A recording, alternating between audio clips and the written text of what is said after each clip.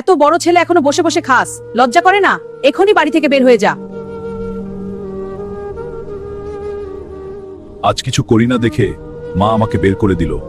আমাকে কিছু করতেই হবে, আমাকে দেখাতেই হবে আমিও কিছু করতে পারি। আর আমাকে একটা চাকরি দিবেন, আমার একটা চাকরির খুব প্রয়োজন। এইখানে ভালো মাথার লোক দরকার, তোর মতো শরীর আলা লোক না। যেখানে যাচ্ছি সেখানেই আমাকে অপমান করতেছে, আমি এখন কি করব? হাল্ক এত কষ্ট সইতে পারতেছে না। স্যার আমাকে একটা কাজ দিন প্লিজ। তুই গাড়ি ধোয়ার কাজ করতে পারোস, কিন্তু সাবধান, গাড়ির জানি ক্ষতি না হয়। অনেক অনেক ধন্যবাদ স্যার, আস্তে আস্তে পরিষ্কার করছি। তুই এটা কি করলি হাল্ক? এখন এইটার জরিমানাকে দিব, তো আর এখানে কাজ করতে হবে না, তুই চলে যা। আমাকে আরেকটা সুযোগ দিন। না,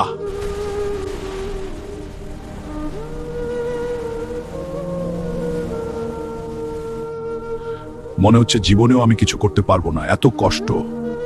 মনে হচ্ছে বাড়ি আর ফেরা হবে না। মা, অনেক মিস করতেছি তোমাকে।